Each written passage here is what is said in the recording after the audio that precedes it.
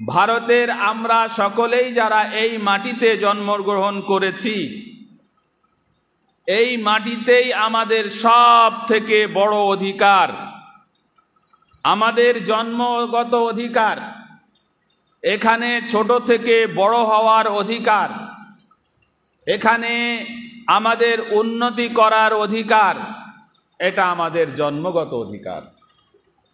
সেই অধিকারে যদি কোনো হাত হস্তক্ষেপ করে, সেই হাতকে রুখে দেওয়ার জন্যে জমিয়ত উলামায়ে হিন্দ পাহাড়ের মতো দাঁড়িয়ে যাবে।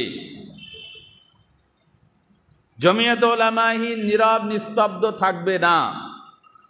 সে এনআরসির নামে হোক, নাগরিক পঞ্জির নামে হোক, আর বিদেশি বিতাড়নের নামে হোক, আমার দেশের কোনো নাগরিককে বিচলিত করা যাবে না। এই অন্যায় জমিয়ত উলামায়ে হিন্দ হতে দেবে না। এই কাজের জন্য আমাকে আপনাকে আজ থেকে 1400 বছর আগে কোরআন পাকে আমাদেরকে সংঘবদ্ধ হতে বলে গেছেন, সংগঠন তৈরি করার নির্দেশ দিয়েছেন। আমরা কোনো নতুন কাজ করছি না, আমাদের কোনো নিজস্ব কাজ আমরা করছি না। ঈমানদাররা আল্লাহ পাকের নির্দেশ পালন করছে এই সংগঠন করে। ভাববেন না যে এটা কোনো মাওলানা সাহেবের নিজস্ব কর্মসূচি না। আল্লাহর পাকের কোরআনে পাকের সূরা আল ইমরানের 104 নাম্বার আয়াতে উপরে আমল করার জন্য এই সংগঠন, যেখানে আল্লাহ পাক আমাদেরকে নির্দেশ দিয়েছেন, ঈমানওয়ালারা তোমাদের মধ্যে জামাত থাকতে হবে।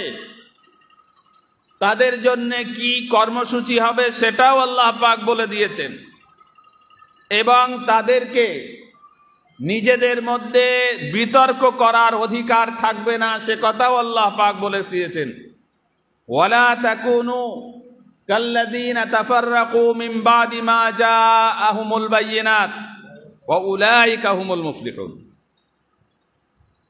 জি, ওই আয়াতের পরবর্তী অংশ, তোমরা সেই পূর্বের উম্মতিদের মতো হয়ে যেও না, যাদের কাছে প্রমাণ আয়াত সমূহ আসার পরেও তারা নিজেদের মধ্যে বিভাজিত হয়ে গিয়েছিল, বিভক্ত হয়ে গিয়েছিল। আর এই জামাত হচ্ছে সফল জামাত। আল্লাহ পাক গ্যারান্টিও দিয়ে দিয়েছেন, সার্টিফিকেটও দিয়েছেন, উলাইকা হুমুল মুফলিহুন, এরাই হচ্ছে সফল জামাত। আমার বুজুর্গানে দিনেরা এই সংগঠন নিজের মস্তিষ্ক পোষিত নয়। এই ছাতা আল্লাহ আমাদের বুজুর্গানে দিনেরা তৈরি করেছিলেন কোরআন পাকের এই আয়াতকে বাস্তবে রূপ দেওয়ার জন্যে, কোরআনে পাকের আয়াতকে আমলে পরিণত করার জন্যে। যে কাজ দিয়ে দায়িত্ব উম্মতের জন্য ইজতিমাই আছে, সে কাজটা করার জন্য। আপনারা বিভিন্ন ঘটনায় দেখছেন যে 105-6 বছর হয়ে যাওয়ার পরেও জমিয়ত উলামায়ে হিন্দ তার কর্মসূচিতে কঠিনভাবে দাঁড়িয়ে আছে, এবং প্রত্যেক যুগে যুগ উপযোগী সিদ্ধান্ত নিয়ে তারা এগিয়ে চলেছে। আজ পর্যন্ত জমিয়ত উলামায়ে হিন্দ এমন কোনো কাজ করেনি, এমন কোনো সিদ্ধান্ত নেয়নি যা মুসলমানদের জন্য ক্ষতিকর হতে পারে, যা দেশের জন্য অপছন্দের হতে পারে। যত সিদ্ধান্ত এই 107 বছরে 6 বছরে নিয়েছে, আপনি একটা একটা রেজুলেশন পড়ুন, তাজবিজ পড়ুন, তো আপনি অবাক হবেন যে এই মসজিদে মেহরাবের ইমাম সাহেবরা, এই মাদ্রাসার পড়ানো ওলামারা, এই খানকায়ে বসে থাকা দুনিয়া বিমুখ ওলামারা এত উর্বর এবং যুগ উপযোগী সিদ্ধান্ত কিভাবে নেয়। হ্যাঁ, এটা হাক্কানি ওলামাদের ইলহাম হয়, এটা আল্লাহর পক্ষ থেকে আসে, এটা ফেরেশতাদের মাধ্যমে তাদের অন্তরে পড়ে আসে, তবেই সঠিক সময়ে সঠিক সিদ্ধান্ত নেওয়া যায়। প্রিয় আমার মুমিন মুসলমান ভাইরা, ওলামারা যে বিষয়ে আপনাদেরকে আহ্বান জানাবে, আপনাদেরকে ডাকবে, হাক্কানি ওলামাদের ডাকে সাড়া দিতে হবে। এটা আমাদের ঈমানি দায়িত্ব। হাক্কানি ওলামাদের হকের দাওয়াতে আপনাকে আমাকে অংশ নিতে হবে। এটা আমাদের ঈমানি কর্তব্য। সে দায়িত্বে যদি আমি বিফল হই, তাহলে মনে করতে হবে আমার ঈমান দুর্বল, আমার ঈমান কমজোর, আমার মধ্যে নিফাকের প্রভাব রয়েছে। আমায় যে ঈমানের দাবিদার না, সত্যি ঈমানের দাবিদার হওয়ার দাবি করার অধিকার আমার নেই। আমি হাক্কানি ওলামাদের হকের দাওয়াতে নিজের মধ্যে উৎসাহ পাই না, তাহলে আমি কিসের মুমিন?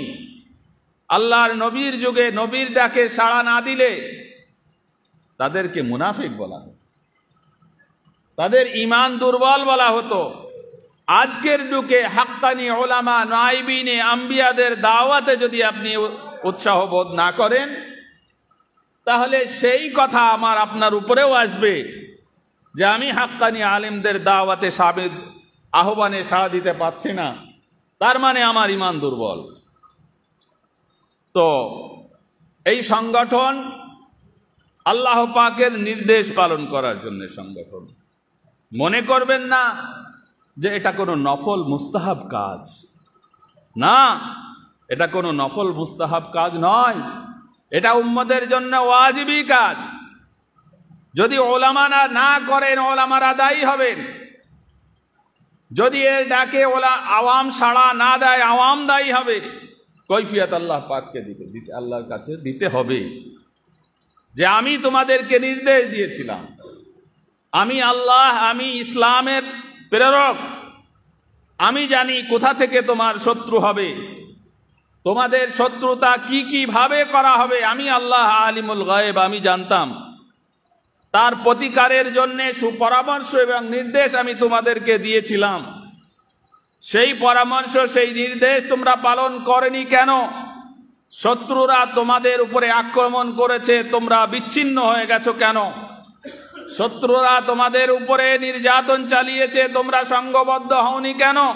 কে উত্তর দেবে আল্লাহর কাছে? পারবেন আল্লাহ পাকের কাছে উত্তর দিতে? পারবেন আল্লাহ পাককে দায়ী করতে? ওগো আল্লাহ, আমি তোমার উপরে ঈমান রাখি, আমাকে কেন এত লাঞ্ছিত হতে হচ্ছে? আল্লাহ পাককে নির্দেশ দিয়েই দিয়েছেন যে তোমাকে কি করতে হবে, তোমাকে কিভাবে থাকতে হবে। তুমি তা গ্রাহ্য করনি, তুমি তা মাথায় রাখনি। ওলামা ইকরামদের দাওয়াত এসেছে, সংগঠিত থাকতে হবে, সংগঠন করতে হবে। তারা ফরম আকারে আপনাদের কাছে লিখিত ফরম পাঠিয়েছে, তাতে আপনাকে স্বাক্ষর করে আপনাকে স্বীকৃতি দিতে হবে যে হ্যাঁ, আমি এই সংগঠনের সঙ্গে আছি, আমরা মুজাহিদ ওলামাদের সঙ্গে আছি, আমরা হাক্কানি ওলামাদের সঙ্গে আছি। সেই থাকাকে প্রমাণ হিসাবে আমি এখানে স্বাক্ষর করলাম। এই হচ্ছে সদস্য, এই হচ্ছে সদস্য, এই হচ্ছে মেম্বার। প্রিয় বন্ধুগণ, আমি জানি না আপনাদের এলাকা ভিত্তিক, জেলা ভিত্তিক বা রাজ্য ভিত্তিক কোন সংগঠন আজ পর্যন্ত আপনাদের সামনে এসেছে যারা তাদের সংগঠনের ফরম দিয়েছে যে এসো ভাই, তুমি দায়িত্ব নাও, আমি দায়িত্ব নিই, ফর্ম ফিল আপ করো, আমার মেম্বার হও। তুমি আমার মেম্বার হয়েছে মানে আমার প্রতি তোমার দায়বদ্ধতা থাকলো। তুমি সদস্য হয়েছো মানে তুমি 100% সদস্যের অংশীদার। আজ পর্যন্ত কোন সংগঠন এসেছে আপনাদের কাছে? আসেনি, পারেনি। একমাত্র এই 106 বছরের প্রাচীনতম সংগঠন যে সারা ভারতবর্ষে কাজ করছে, এবং বলতে গেলে ভারতবর্ষের বাইরেও যে মুসলমানরা রয়েছে তাদেরকেও আলোচনার মধ্যে রাখে। ফিলিস্তিনে নির্যাতন হয়, জমিয়ত উলামায়ে হিন্দ কর্মসূচি নেয়। গাজায় অত্যাচার হয়, জমিয়ত উলামায়ে হিন্দ মেমোরান্ডাম দেয়। এই হচ্ছে সেই সংগঠন। প্রিয় বন্ধুগণ, দ্বিতীয় কোন সংগঠন জমিয়ত উলামায়ে হিন্দের ধারে কাছে নেই। আপনি যখন জমিয়ত উলামায়ে হিন্দের সদস্য হচ্ছেন, এই ফরমের একটা টুকরো, একটা অংশ আপনার কাছে থাকছে, তার মানে আপনি প্রমাণ করলেন, প্রমাণ রাখলেন যে আপনি দেশের কোনো সন্ত্রাসবাদী সংগঠনের সঙ্গে যুক্ত নয়, আপনি কোনো দেশবিরোধী কর্মকাণ্ডে যুক্ত নয়, আপনি দেশের স্বাধীনতাকামী সংগঠনের সদস্য, আপনি দেশের জাতীয় ঐক্য গঠনকারী সংগঠনের সদস্য, আপনি কোনো বিচ্ছিন্ন শক্তির সঙ্গে হাত মেলাননি, আপনি জাতীয় ঐক্য, দেশের স্বাধীনতার পক্ষে লড়াই করার মতো একটি সংগঠনের সদস্য হয়েছেন, যে সংগঠন প্রত্যেক নাগরিকের অধিকার সুনিশ্চিত পেতে চায়, প্রত্যেকের ধর্মীয় অধিকার সুনিশ্চিত করতে চায়, সেই সংগঠনের সদস্য হয়েছেন। আজ ভারতবর্ষ পেরেশান, ভারত সরকার অস্থির যে আমার কোথায় কোথায় দেশ বিরোধী কর্মকাণ্ড চলছে, তার জন্য তারা আইবি, ডিআইবি যত্র তত্র ছড়িয়ে রেখেছে। সমস্ত কর্নার থেকে তারা খবর সংগ্রহ করছে, বেশি বেশি নাগরিকের উপরে নজরদারি চালাচ্ছে যে আমার কোর নাগরিক দেশের বিরুদ্ধে কাজ করছে। সেই জায়গায় দাঁড়িয়ে জমিয়ত উলামায়ে হিন্দ আপনাকে সদস্য হতে বলছে, মানে আপনাকে এই সন্ত্রাসবাদীদের বিরুদ্ধে দাঁড়িয়ে থেকে লড়াই করার আহ্বান জানাচ্ছে। এই হচ্ছে জমিয়ত উলামায়ে হিন্দের সদস্য হওয়ার উপকারিতা, এর ফায়দা, এর লাভ। আপনাকে যদি কোনো সময় পুলিশ প্রশাসন সন্দেহের চোখে দেখে যে আপনি কোনো দেশদ্রোহী সংগঠনের সদস্য কিনা সন্দেহ হয়, তখন আপনি এই ফরমের অংশটা দেখিয়ে দেবেন যে এই দেখুন আমি কোন সংগঠনের সদস্য। জমিয়ত উলামায়ে হিন্দ সম্পর্কে মাথার চুল থেকে পায়ের নখ পর্যন্ত ভারত সরকার জানে যে জমিয়ত উলামায়ে হিন্দ দেশপ্রেমী সংগঠন, দেশভক্ত সংগঠন, দেশের বৃদ্ধির পক্ষে কাজ করা সংগঠন, দেশের জনগণের মধ্যে একতা তৈরি করার সংগঠন, সমতা তৈরি করার সংগঠন। সুতরাং এটাকে সহজ ভাববেন না। আমি আবার বলবো, এটাকে নফল ভাববেন না, মুস্তাহাব ভাববেন না, এটাকে ওয়াজিব ভাববেন। আমার বুজুর্গানে দিনেরা এটাকে যদি নফল মনে করতেন তাহলে তারা শহীদ হতেন না। নফল কাজের জন্য শহীদ হওয়া যায়? যদি নফল হতো তাদের কাছে এই কাজটা, তারা জেলে যেতেন না। 5 বছর, 10 বছর, 15 বছর, 16 বছর হুসাইন আহমদ মাদানী রহমতুল্লাহ আলাই জেলে, মৌলানা আবুল কালাম আজাদ রহমতুল্লাহ আলাই জেলে। স্ত্রী মারা গেছেন, তার জানাজায় যাবে, ততটুকু ইংরেজের কাছে আবেদন করেননি জেল থেকে যে আমার স্ত্রী মারা গেছে, আমাকে জানাজায় যেতে একটু অনুমতি দাও।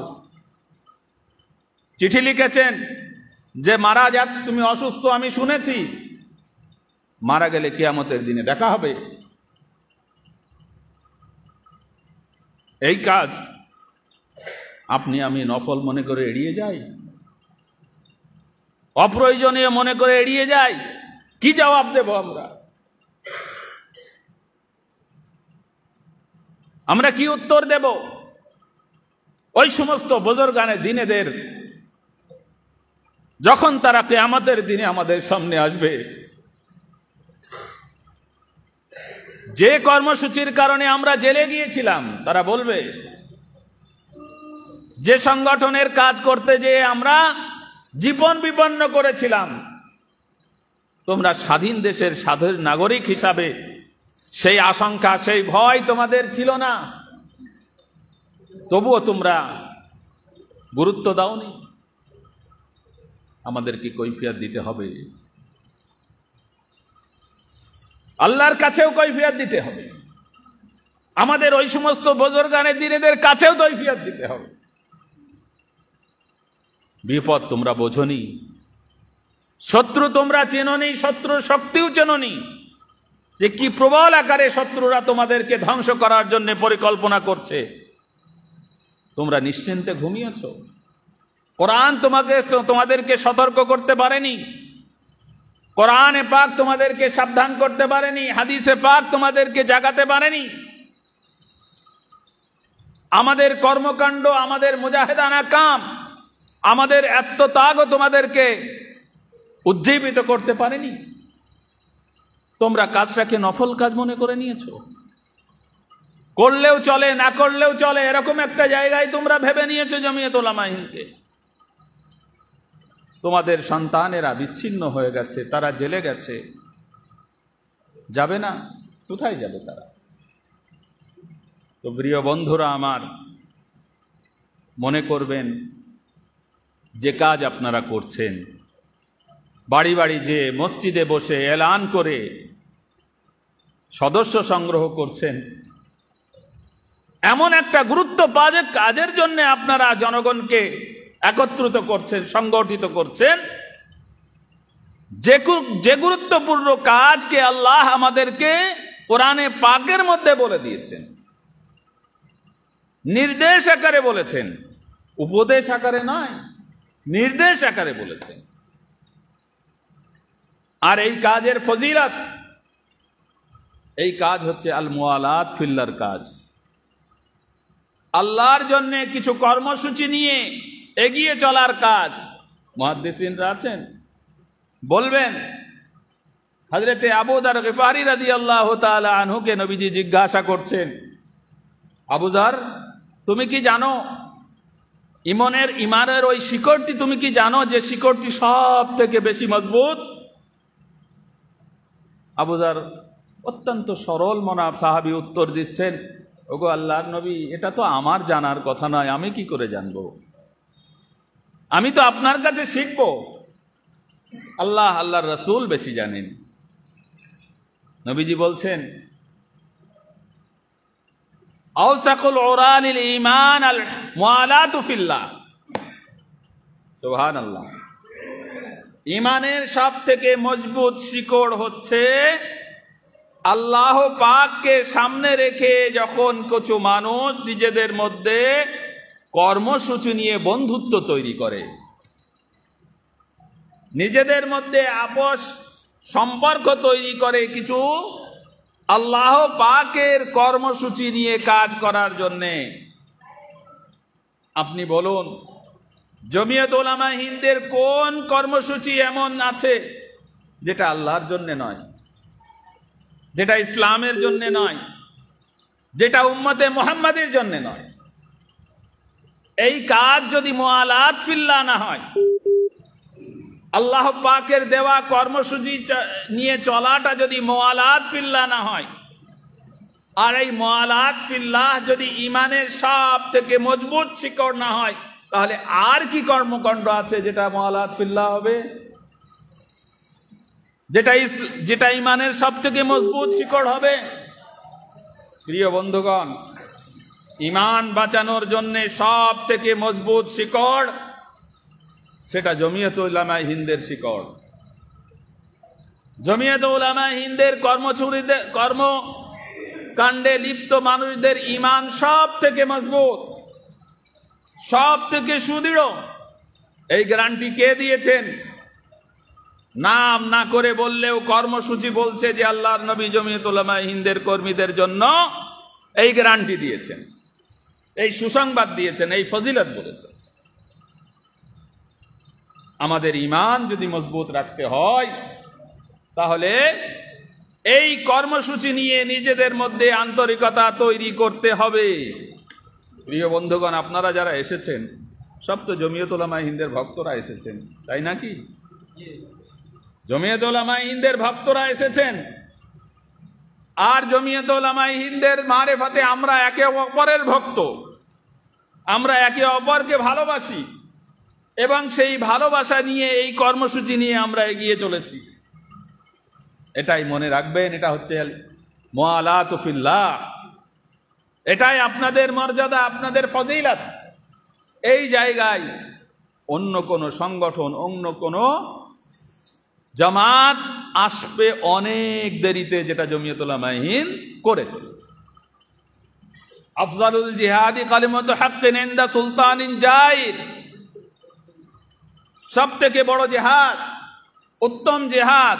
হাদিস পাকে নির্যাতন করেছে, অত্যাচারী শাসকের সামনে সত্যি কথা বলা, এটা হচ্ছে সব থেকে ফজিলতপূর্ণ জেহাদ। আপনি বলুন 1 2 3 4 5 গুনুন, ভারতের সংগঠনগুলি, আপনার এলাকার সংগঠনগুলিকে স্মরণ করুন। এই সংগঠন number 1, 2 number, 3 number, 4 number. Jamiat উলামায়ে হিন্দ ছাড়া এমন কোন সংগঠন আছে যারা সারা ভারতবর্ষে অন্যায়ের বিরুদ্ধে শাসকের সামনে বুক চিতিয়ে দাঁড়িয়ে যেতে পারে? জমিয়ত উলামায়ে হিন্দের কাজ যুগের উত্তম জেহাদ। এই হচ্ছে আপনার ফজিলত, এই হচ্ছে আপনার মর্যাদা। জেহাদ অব্যাহত থাকবে কিয়ামত পর্যন্ত। অন্যায়ের বিরুদ্ধে লড়াই করার নাম জেহাদ, এই তার ফজিলত। প্রিয় বন্ধুগণ, সময় আমাদের সামনে থেকে দ্রুত বয়ে যাচ্ছে। এনআরসি একটা শোর উঠে গেছে। আসাম সরকার, বিশেষ করে বিজেপি শাসিত রাজ্যগুলিতে যেভাবে নানা পন্থায় নাগরিকদের উপরে অন্যায় করা হচ্ছে, জমিয়ত উলামায়ে হিন্দ তার বিরুদ্ধে কঠিন লড়াইয়ে নেমে রয়েছে, ময়দানে রয়েছে। আপনি আমি সদস্য সংগ্রহ করে তাদেরকে শক্তি যোগাতে পারবো না? তাদের শক্তি যোগাতে হবে না? তাদের দুর্বল করে আমাদের লাভ হবে না তাদেরকে সবল করে আমাদের লাভ হবে? মনে রাখবেন, যত সদস্য তত শক্তি, যত সদস্য তত শক্তি। এখানে জেলায় নেতৃত্ব দিচ্ছেন হাফিজ সাইফুল ইসলাম সাহেব, মুফতি জাসির উদ্দিন সাহেব। এনাদেরকে যদি শক্তি যোগাতে হয় তাহলে জেলার সমস্ত মুসলমানদেরকে সদস্য করতে হবে। যত সংখ্যায় সদস্য বাড়াতে পারবেন তত সংখ্যায় শক্তি বৃদ্ধি হবে, তাদের কথার ওজন হবে। আর যত সদস্য কম হবে তাদের কথার ওজনও তত কম হবে। আপনি ভেবে নেন আপনি কি করবেন? আপনি শক্তি যোগাবেন না শক্তিকে দুর্বল করবেন? কর্মসূচি জমিয়ত উলামায়ে হিন্দের কর্মসূচি, ভারতবর্ষের স্বাধীনতা সংগ্রামী মুজাহিদিনদের কর্মসূচি হচ্ছে কোরআনে পাকের দেওয়া কর্মসূচি, আমাদের নিজস্ব নির্বাচিত করার সব কর্মসূচি নয়। এই জায়গায় আপনি সক্রিয় থাকবেন না অবহেলা করবেন? আল্লাহ পাককে কৈফিয়ত দিতে হবে। ঈমানওয়ালাদের কৈফিয়ত, তাদের কর্মকাণ্ডের কৈফিয়ত আল্লাহ পাক নেবেন। হাফেজ সাইফুল ইসলাম সাহেব, মুফতি জাসির উদ্দিন সাহেব, তারা আল্লাহর কাছে বলবেন, আল্লাহ আমরা নিজেদেরকে পেশ করে দিয়েছিলাম, আমাদেরও সংসার ছিল, বাল বাচ্চা ছিল, আমাদেরও আত্মীয় স্বজন বন্ধু বান্ধব ছিল, কিন্তু আমরা কওমের কাছে নিজেদেরকে উৎসর্গ করেছিলাম, তারা আমার সাথ দেয়নি। এই উত্তর শুনবেন কিয়ামতের দিনে আল্লাহর কাছে? এই উত্তর শুনবেন না কি উত্তর শুনবেন? তারা বুক ঠুকে বলবে যে দিনাজপুরের মুসলমানরা আমাদেরকে 100 শক্তি জুগিয়েছিল। তারা যখন ডেকেছিল আমরা যখন ডাক দিয়েছিলাম তাদেরকে পেয়েছিলাম, তাদেরকে যখন আওয়াজ দিয়েছিলাম তাদের সাড়া পেয়েছিলাম। কি উত্তর চান? নিশ্চয় আপনারা বলবেন যে আমরা এই উত্তর চাইব। হাফেজ সাইফুল ইসলাম সাহেব আল্লাহর দরবারে বলতে পারবেন, আমি আমার মুসলমান ভাইদের কাছে যখন যেমন আবেদন করেছি আমি 100% তাদের সাড়া পেয়েছি। এই হচ্ছে উম্মতে মুহাম্মাদি। উম্মতে মুহাম্মাদের পরিচয়, নবী পাক সাল্লাল্লাহু আলাইহি ওয়াসাল্লাম যখন তার উম্মতিকে কোনো কাজে আওয়াজ দিয়েছেন, উম্মতি 100 সাড়া দিয়েছে। হযরতে আবু বকর সিদ্দিক রাদিয়াল্লাহু তাআলা আনহুর উত্তর মনে আছে? যখন আবু সুফিয়ান নবীজিকে বলছেন যে মুহাম্মদ তুমি কাদের পাল্লায় পড়েছ, তোমার উপরে যদি কোনো আক্রমণ হয় এরা তোমার সাথ দেবে? এরা তোমার পাশে থাকবে? হযরত আবু বকর সিদ্দিক উত্তর দিচ্ছেন, বেঈমান, তুমি কি মনে করেছো যে আমরা মুসা নবীর উম্মত? আমরা উম্মতে মুহাম্মাদের উম্মত। দাগ যখন পড়বে, পরিস্থিতি যখন বলবে, তুমি দেখে নিও 100 যে আবু বকর নবীজির পাশে থাকবে। নবীজির একটা চুলে আঘাত পাবে আর আবু বকর ক্ষান্ত থাকবে, এটা হতে পারে না। তো ওলামারা ডাক দেবে আর উম্মতে মুহাম্মাদি সাড়া দেবে না, এটা কখনো হতে পারে না। আপনাদের কাছে অনুরোধ করব, যে সদস্য রশিদ আপনাদের কাছে গেছে, আপনারা নিয়ত করুন যে 1 সপ্তাহের মধ্যে ইনশাআল্লাহ ওই সদস্য সংগ্রহ করে আমরা ইনশাআল্লাহ আমাদের নেতৃত্বের কাছে জমা দিয়ে দেব। প্রিয় বন্ধুগণ, ভারতবর্ষে আমাদের অধিকার আদায় করার মাত্র 2টো রাস্তা দাঁড়িয়ে রয়েছে আমাদের সামনে। একটা হচ্ছে আদালতের রাস্তা, আর অপরটি হচ্ছে সংগ্রামের রাস্তা, লড়াই আন্দোলনের রাস্তা। লড়াই আন্দোলন যদি করতে হয়, সেই লড়াই আন্দোলনের অধিকার আমাদের কাছ থেকে কেউ কেড়ে নিতে পারবে না। আমাদের সংবিধান আমাদের লড়াই আন্দোলন করার অধিকার দিয়েছে। পুলিশ তার ব্যবস্থা করতে বাধ্য, আপনি যদি শক্তি নিয়ে লড়তে পারেন। আপনার শক্তি আছে কিনা সেটা আপনার ব্যাপার, কিন্তু দেশের আইন, দেশের সংবিধান, দেশের পুলিশ আপনার আন্দোলনের পক্ষে, তারা বিরোধিতা করার জায়গায় নেই। কিন্তু প্রয়োজন আপনার সংগঠন। সংগঠন ছাড়া আন্দোলন করা যাবে না। সংগঠন ছাড়া যদি আপনি আন্দোলন করতে যান, আমি বলবো আপনি আগুনে ঝাঁপ দিচ্ছেন, আপনি আগুন নিয়ে খেলছেন। যে যুবক, যে নওজোয়ান, যে আবেগপ্রবণ সংগঠন নেতা তৈরি না করে আন্দোলন করতে যাবে, সে কিন্তু নিজের জ্বালানো আগুনে পুড়বে। তার জন্য কেউ কাঁদবে না, তার জন্য সেই কাঁদবে, অন্য কেউ কাঁদবে না। প্রিয় বন্ধুগণ, সংগঠন তৈরি না করে যারা আন্দোলনে গেছে, বহু ঘটনা আমাদের সামনে রয়েছে যে লাশের পাশে লাশ পড়েছে, লাশ উঠানোর কেউ ছিল না। আমরা কি সেই দিন দেখতে চাই? অভিজ্ঞতা দেখে আমরা শিক্ষা নেওয়ার মানুষ কি আমরা নই? একটা বাংলার আন্দোলনের উদাহরণ দিয়ে আপনাদেরকে লিখে রাখবেন। মুর্শিদাবাদে কাটরা একটা বড় মসজিদ আছে, কাটরা মসজিদ নামে খ্যাত। কে তৈরি করেছিলেন? না, মুর্শিদ কুলি খাঁ।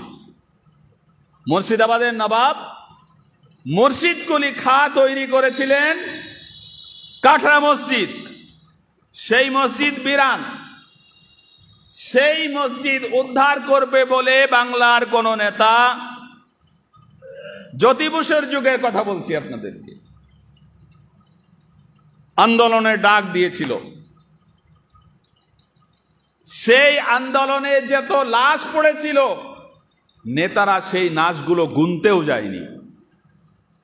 আমি বলছি, মসজিদে আল্লাহর ঘরে বসে বলছি যে কতগুলো লাশ পড়েছিল, সেই লাশগুলো গোনার জন্যও সেই নেতারা যায়নি। নেতা তাই তৈরি না করে আন্দোলন, আগুন লাগিয়ে দিয়ে সেই আগুনে ঝাঁপ, এর দায় কেউ নেবে না বন্ধু।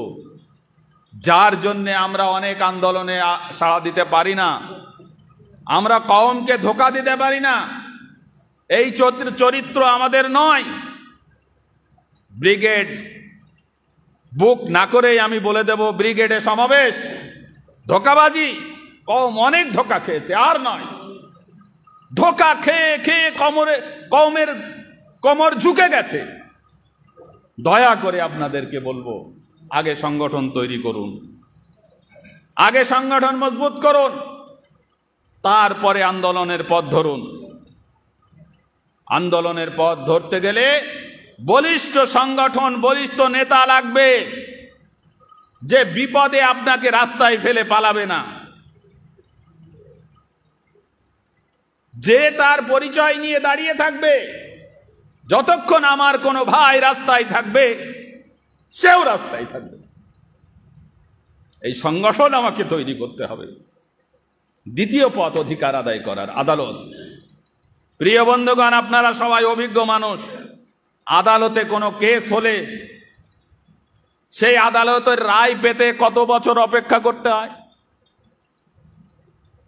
আমাদের ভারতবর্ষের আদালতের রায় পেতে গেলে, বিচার পেতে গেলে 5 বছর, 10 বছর, 15 বছর, 20 বছর কেটে যায়।